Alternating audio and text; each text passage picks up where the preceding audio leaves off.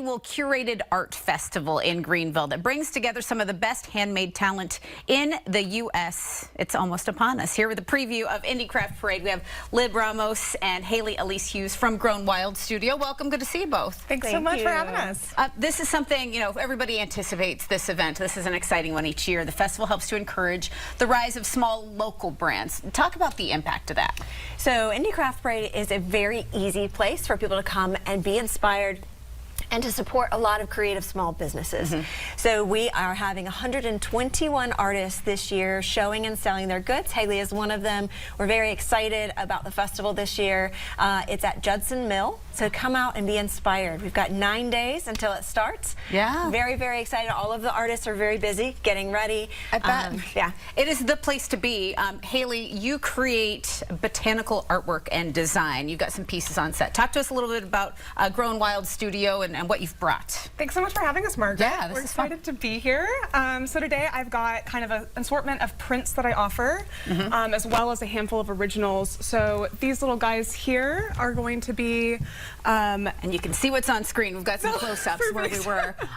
Go ahead. So these guys here are all originals, and then everything in the middle is going to be a reproduction print, which I create on a fine art printer in my studio. Tell us about that process on your fine art printer. So all of these are giclée quality, which if you don't know what that word means, or if you're unfamiliar, it basically is a fancy French word that means the highest of quality ink, paper, or canvas for these prints. Beautiful pieces. And as we look at a close-up of that one.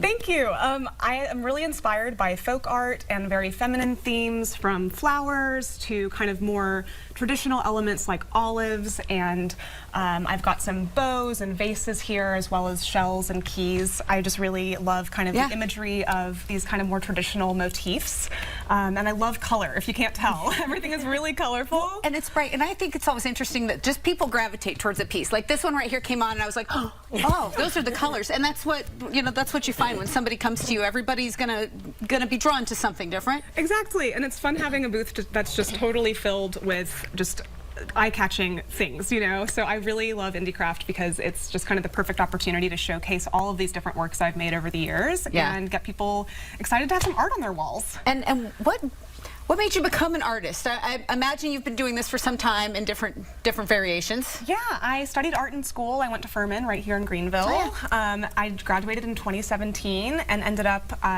working for another artist for about 6 years and kind of learning the business, how to make prints, how to sell your work, how to build a website, all of that stuff. And so naturally ended up kind of forging my own path and doing my own thing, and I've been doing this full time for a few years now. That's amazing. And how does it feel for you to know that you're helping people get art on their walls? Their homes feel better, and your stuff's there. Exactly, and I love the idea of being able to offer prints at something like Indie Craft, where it's just really affordable. Like the most inexpensive print that I offer is going to be $12, which is incredible for something of this quality. Or you can buy an original piece and have something a little bit more unique and one of a kind. But that's, talking about that event overall, you want art to be approachable, because sometimes people will be in an art environment and be like, well, I don't want to fall in love with that, because I'm sure that's crazy. But you can fall in love with things. You can find anything you want. Art should be accessible. Yeah, one of our goals with Indie Craft Parade is to make it accessible. That's the great word for it.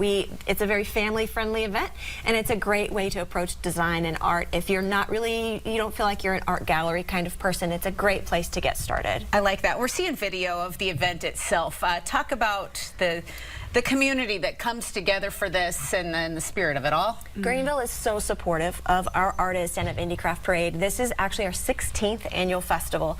So we just kind of treat this as a big celebration of handmade goods. And so we love for people to come out. There's a really big festival atmosphere. If you come to our opening night party, there's live music and there's a chance to win giveaways that our artists have donated. So we've got a lot of ticket options for everybody all weekend long. This is actually our first weekend back to 3 days, so Friday night, Saturday, and Sunday since 2019. We're very excited to be back. The artists are very excited to be back.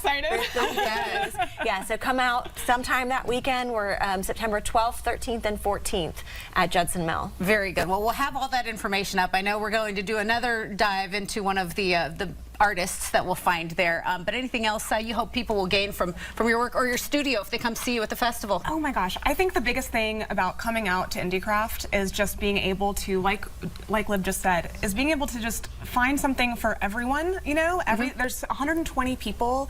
We're gonna have art, we're gonna have ceramics, we're gonna have bags, we're gonna have jewelry. Anything that you can possibly want is gonna be right there, and it's all handmade. It's really a special experience. Yeah, so a lot of things to connect with out there. It's gonna be great. Haley, Lib, we appreciate it. Thank you very much. Thanks, Margaret. And anybody watching can learn more about Grown Wild Studio, and shop those pieces online or find Haley at IndieCraft Parade September 12th through the 14th at Judson Mill. And a little later in the show, we are getting to know the maker behind the Hey Amy bags that you'll want to carry every day. That's coming up too.